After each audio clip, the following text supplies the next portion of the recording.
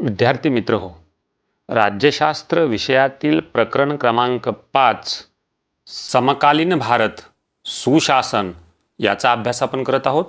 या पूर्वीच्या व्हिडिओमध्ये सुशासनाची मूल्य या एका उपघटकाचे अध्ययन केले आणि सुशासनाची 8 मूल्य आपण अभ्यासली।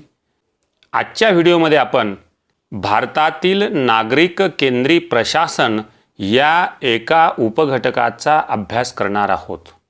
विद्यार्थी मित्र हो, सुशासनासाठीचा पुढाकार आणि त्यातून भारतातील नागरिक केंद्री प्रशासनाचा आढावा या व्हिडिओमध्ये आपण घेत आहोत। स्वातंत्र्योत्तर काळामध्ये भारताने समाजवादी आणि कल्याणकारी विकासाचा आराखडा किंवा विकासाचे धोरण स्वीकारले। विकासाभिमुख प्रशासनाचा भर जरी लोकसहभागावर असला तरी नियमितपणे प्रयत्न करून आणि कार्यक्रम घेऊन सुद्धा प्रशासकीय प्रक्रियेमध्ये जनतेचा खराखुरा सहभाग मिळवता आला नाही। विद्यार्थी मित्र हो, मानव हा समाजशील प्राणी आहे असं आपण नेहमी म्हणतो। मानवाची प्रगती करण्यासाठी शासनाचे वेगवेगळे विभाग निर्माण करून राज्यव्यवस्था व प्रशासन व्यवस्था लोकांच्या उन्नतीसाठी प्रयत्न करत असते। लोकशाही व्यवस्थेत लोकांचे कल्याण करणे आवश्यक व महत्त्वाचे असते। मानवाने कितीही प्रगती केली तरी मानव परिपूर्ण होऊ शकत नाही। मानवनिर्मित व्यवस्था देखील याला अपवाद नाहीत। अशा व्यवस्थेमध्ये काही दोष असतात, त्यांचे निर्मूलन करून प्रशासन अधिक गतिमान, पारदर्शी आणि यशस्वी बनविण्यासाठी प्रशासकीय सुधारणा करणे आवश्यक असतात। भारत सरकारच्या सार्वजनिक कार्मिक जनशिकायत आणि पेन्शन मंत्रालयाअंतर्गत प्रशासकीय सुधारणा आणि जनशिकायत विभाग भारतातील प्रशासकीय सुधारणांकडे लक्ष देत असते आणि या प्रशासकीय सुधारणा आणि लोकतक्रार विभागाची ही 3 मुख्य उद्दिष्टे आहेत। नंबर 1, शासनाची धोरणे, संरचना आणि प्रक्रियांमध्ये प्रशासकीय सुधारणांना चालना देणे। नंबर 2, तक्रार निवारणावर भर देऊन नागरिक केंद्री प्रशासनास प्रोत्साहन देणे। आणि नंबर 3, प्रशासनामध्ये नाविन्यपूर्ण सुधारणा घडवून आणणे। ही 3 उद्दिष्टे या विभागाची आपल्याला दिसून येतात। आणि दुसऱ्या प्रशासकीय सुधारणा आयोगाची नेमणूक भारतातील लोकप्रशासनाच्या व्यवस्थेत परिपूर्ण बदल घडवून आणण्यासाठी करण्यात आली होती। हा आयोग शासनाच्या सर्व स्तरांवर पुढाकार घेणारे, प्रतिसाद देणारे, उत्तरदायी असणारे, टिकाऊ आणि कार्यक्षम असे प्रशासन देशभरात असावे याकरता उपाययोजना सुचवेल अशी अपेक्षा होती।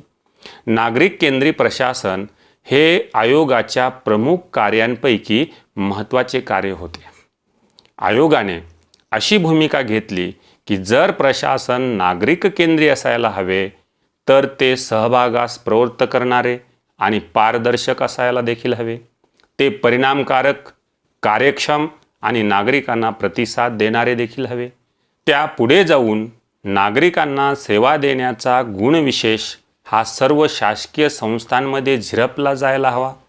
शासकीय संस्था या जनतेप्रती उत्तरदायी असायला हव्यात।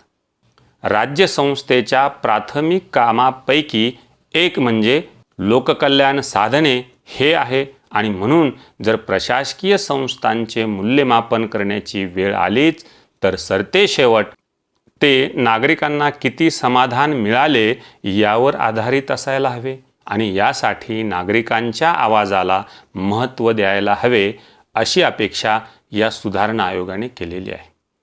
म्हणजे जनतेच्या तक्रारी, जनतेचे प्रश्न प्रशासनापर्यंत गेले पाहिजेत किंवा ते माहीत झाले पाहिजेत, या अर्थाने ही सुधारणा आहे। पंडित नेहरूंनी नागरिक केंद्री प्रशासनाबाबत एक विचार व्यक्त केला।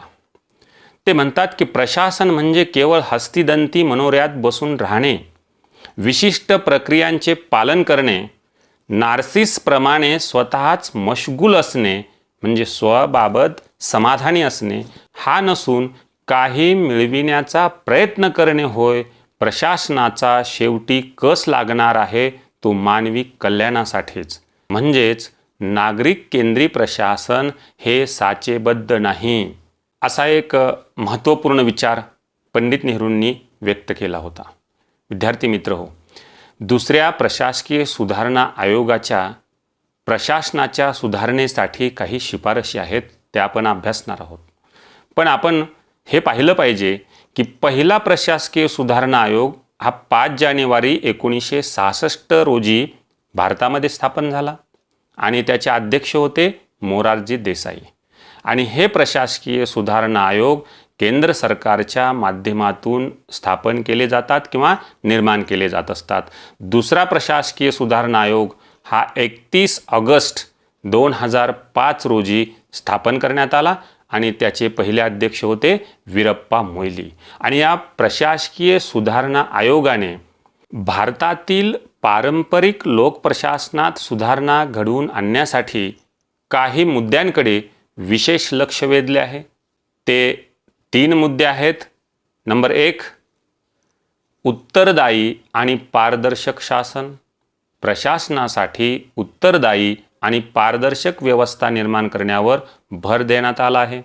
सेवा सुविधा देताना विलंब टाळण्याची गरज असते. दुसरा मुद्दा, प्रशासनाला अधिकाधिक परिणामाभिमुख करणे. अनेक प्रशासकीय प्रक्रिया वापर करणाऱ्यांना त्या अनुकूल आणि सुलभ केल्या जाव्यात. नंबर 3, नागरिक केंद्री प्रशासन. कार्यक्रमांची आखणी आणि अंमलबजावणी करत असताना लोकप्रतिनिधींचा आणि जनतेचा वाढता सहभाग कसा राहील याची खात्री करणे. या 3 मुद्द्यांकडे या प्रशासकीय सुधारणा आयोगाने लक्ष केंद्रित केलेले आहे. आणि भारतातील लोकप्रशासनात बदल घडवून आणण्यासाठीच्या काही सुधारणा आपण आता अभ्यासणार आहोत. प्रशासन आणि जनतेतील अंतर कमी करण्यासाठी, म्हणजे सगळ्यात महत्त्वाचा मुद्दा हा आहे की प्रशासनामधलं आणि जनतेमधलं अंतर कमी झालं पाहिजे. आणि हे कमी करण्यासाठीच मोठ्या प्रमाणावर सुधारणा घडवून आणाव्या लागतात. त्यात पुढील काही ठळक उपक्रमांचा समावेश केलेला आहे की नंबर 1 आहे लोकांना अधिकार देणारे कायदे संमत करणे. जसे की आपण RTI म्हणजेच माहितीचा अधिकार कायदा लोकांना दिला. नंबर 2, नागरिकांच्या तक्रारींचे निवारण करण्यासाठी नवीन संस्थात्मक यंत्रणा उभारणे, म्हणजे जेणेकरून लोकांच्या तक्रारी दूर होतील.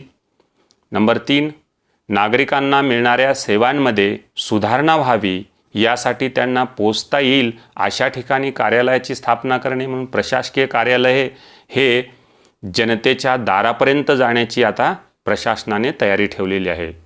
प्रशासन आपल्या दारी. नोकरशाहीमुळे होणारा विलंब टाळण्यासाठी प्रक्रियांमध्ये सुलभता आणणे. नंबर 5, अंतर्गत बाबीत कार्यक्षमता वाढण्यासाठी तंत्रज्ञानाचा वापर करणे. मग ते इंटरनेट असेल किंवा इतर काही टेक्नॉलॉजीचा वापर करणे असेल की ज्यामुळे प्रशासनातील कर्मचाऱ्यांची कार्यक्षमता वाढण्यास मदत होईल. त्यानंतर 6वं आहे चांगली कामगिरी केली आहे अशा कर्मचाऱ्यांचा प्रशासनामध्ये सन्मान करणे. म्हणून अनेक वेळा आपण जिल्हा परिषद असेल, महसूल असेल किंवा इतर कर्मचारी असतील किंवा प्रशासन असेल, त्या कार्यक्षम असलेल्या चांगली कामगिरी करणाऱ्या कर्मचाऱ्यांचा पुरस्कार देऊन सन्मान करण्यात येतो किंवा त्यांची वेतनवाढ करून सन्मान करण्यात येतो किंवा त्यांना इतर काही पारितोषिके देऊन देखील सन्मानित केलं जातं. संस्थेतील अंतर्गत शिस्तपालन सुधारणे. नियम आणि नियंत्रण कमी करणे. सार्वजनिक कार्यक्रम आयोजित करणे अशा प्रकारच्या वेगवेगळ्या उपक्रमांचा भारतातील लोकप्रशासनामध्ये किंवा प्रशासन व्यवस्थेमध्ये अंतर्भाव केलेला आहे. आपल्याला पाठ्यपुस्तकामध्ये एक हा उपक्रम दिलेला आहे की वरीलपैकी प्रत्येक सुधारणांबाबत उदाहरणे शोधा. उदाहरणार्थ लोकांना अधिकार देणारे कायदे संमत करणे. त्यामध्ये केलेली सुधारणा काय आहे तर माहितीचा अधिकार कायदा 2005. हे जे प्रशासकीय सुधारणांचे उपक्रम आहेत त्या प्रत्येक उपक्रमांच्या बाबतीत आपण अशा प्रकारे काही उदाहरणे शोधू शकतो. कारण प्रशासकीय सुधारणा केल्याशिवाय प्रशासन नागरिक केंद्री बनणार नाही, प्रशासन पारदर्शी बनणार नाही, प्रशासन उत्तरदायी बनणार नाही. हे आपण जे पाठ्यपुस्तकातील फोटो आहेत, प्रशासकीय सुधारणा करण्यासाठी जिल्हाधिकारी कार्यालयात असा जनता दरबार आयोजित करून नागरिकांशी संवाद साधला जातो. असाच वेगवेगळ्या प्रशासन व्यवस्थेमध्ये किंवा वेगवेगळ्या ऑफिसमध्ये असे लोकांच्या तक्रारी असतील, गाऱ्हाणी असतील, त्या ऐकून घेतल्या जातात किंवा त्या सोडवण्यासाठी प्रयत्न केले जातात. किंवा प्रशासकीय सुधारणाचाच हा भाग आहे की जिल्हाधिकारी कार्यालयात आधार कार्डची दुरुस्ती केली जाते किंवा नवीन आधार कार्ड आपल्याला काढून दिलं जातं. अशा प्रकारच्या सुधारणा प्रशासनामध्ये आपण वेळोवेळी करत आहोत किंवा आपल्याला या प्रशासकीय सुधारणांच्या माध्यमातून जनतेला अधिकाधिक सेवा कशी पुरवता येईल याच्यासाठी आपण किंवा आपलं प्रशासन व्यवस्था, आपलं लोकप्रशासन प्रयत्न करत असतो. आजच्या व्हिडिओमध्ये आपण भारतातील नागरिक केंद्री प्रशासन या एका उपघटकाचे अध्ययन केले. यानंतरच्या व्हिडिओमध्ये आपण भारतातील प्रशासकीय सुधारणा या उपघटकाचे अध्ययन करणार आहोत. तेव्हा पुन्हा भेटू पुढच्या व्हिडिओमध्ये. धन्यवाद.